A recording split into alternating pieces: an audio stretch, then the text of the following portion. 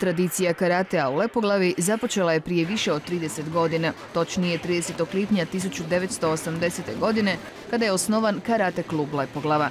Svih tih godina kroz klub je prošlo više od 800 članova svih dobnih skupina, a na treninge članovi još uvijek dolaze ne samo iz Lepoglave, već i iz susjednih gradova i općina.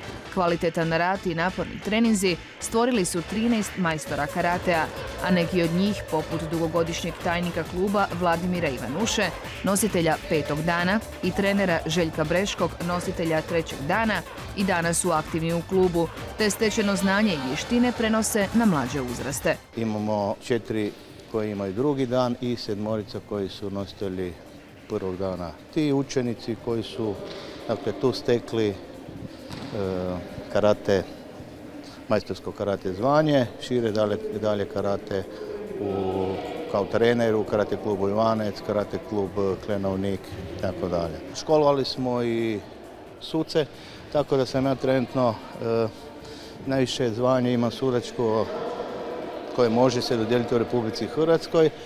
Međunarodni sudac pripravnik, ujedno sam predsjednik sudačke komisije Zapadne Hrvatske i gospodin Željko Breški ima državno zvanje, znači republički glavni sudac za borbe i kate. Lepoglavski karatisti u 30 su godina rada kluba ostvarili zapažene rezultate kako na županijskim, regionalnim i državnim, tako i na međunarodnim turnirima. Najtrofejniji su gradski klub, a članovi su ukupno 13 puta bili proglašeni sportašima godine. Možemo s ponosom reći da je iz ovog kluba potekla i članica juniorske reprezentacije Hrvatske, gospodična Teja Mošmondor, koja je 2005. godine u Solunu u ekipnom natjecanju osvojila zlatnu medalju. Mogu reći da su i članovi kluba, da sad pojedinačno ne nabrajamo, osvajali 1., 2. i 3. mjesta. Evo, gospodin Veseljak, zatim pokojni gospodin Buđanovac, Aleksandar, Željko Breški, Damir Vrta, svi su osvajači medalja na državnim natjecanjima 1., 2. i 3. Još i neki, ne mogu sad se sve sjetiti, naime stvarno je to puno bilo medalja osvojene proteklih 30 godina. Danas klub broji 50 članova, najviše u kategoriji mlađih dobnih skupina od 5 do 17 godina i nešto manje članova starijih dobnih skupina. Klub ima i svoju podružnicu u Kamenici gdje trenira 10 djece. Svi oni redovito sudjeluju na natjecanjima Lige Sjeverozapadne Hrvatske koja obuhvaća 6 županija, Međužupanijskoj ligi Varaždinske i Krapinsko-zagorske županije te na državnim i međunarodnim turnirima i prvenstvima. Najuspješniji mladi karatist je Mario Slivar koji trenira već 9 godina i trenutno je vlasnik smeđeg pojasa. Na državnom prvenstvu u 2. mjestu prije 3 godine u Splitu i na međunarodnim drugim natjecanjima. Bio si sportaš godine u Lepoglavi? Da, bio sam 3 puta. Kakvi su ti planovi za dalje? Pa biti još bolji i to je to. Hoćeš li nastaviti trenirati? Da. Što bi poručio svim mladima koji se žele baviti karatem? Pa da je to jako dobar sport i da se počne baviti karatem.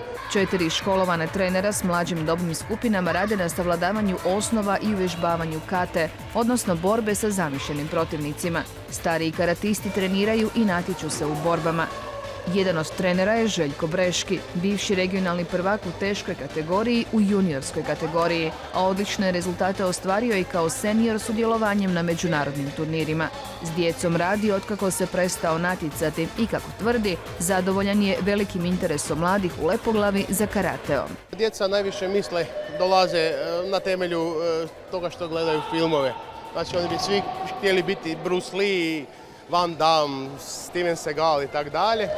A neki se razočaraju jer prvih nekih 6 mjeseci je najteže u karateu. Tu se u biti učimo neke osnove koje se odnose na samo stajanje, kretanje. Znači mi u karateu dok dođemo trenirati karate, djeca dok dođu trenirati karate ne znaju ni stajati u biti jer to nije normalno stajanje, postoje nekakvi stavovi koji se moraju usvojiti da bi se znali dalje kretati, dalje raditi tehnike. U tom dijelu dosta djece odustane. Recimo 1/3. Karate je borilačka vještina koja pozitivno djeluje na pravilan fizički i psihosocijalni razvoj. Njime se osnažuju duh i tijelo te razvija koordinacija pokreta. Za bavljenje karateom potrebna je samo velika količina volje i upornosti. Suprotno uvriježenom mišljenju, karate nije opasan sport.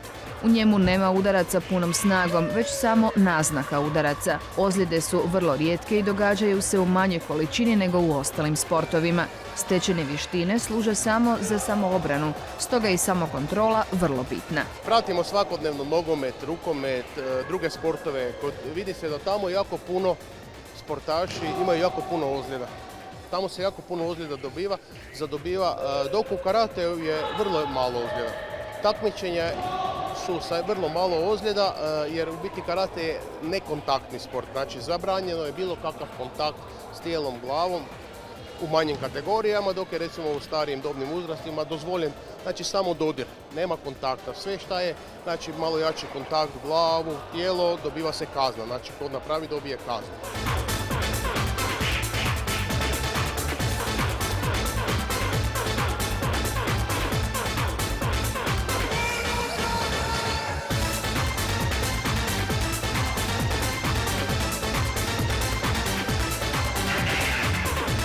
Optimalan početak bavljenja karateom je uzrast od 7 godina, iako se kroz određene programe i oblike vježbi mogu uključiti i mlađi uzrasti. Kod osnova tehnika uče se pojedinačni udarci, blokovi, stavovi i sl., a kasnije se prelazi na kate.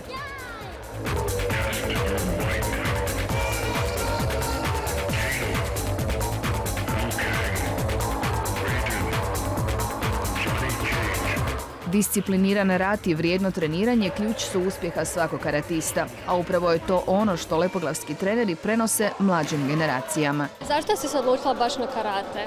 Mama i tata su me upisali i rekli su da moram ići da se malo ojačam. I kako se tebi sviđa na karate? Super mi je. Na početku mi je bilo malo dosadno jer nisam našla prijatelja, a sad mi je super. Kaj ti je najljepše raditi? Kate, pokrete. Jesi kad bila na natjecanjima kakvim? Jesam. I kakvi su rezultati? Super.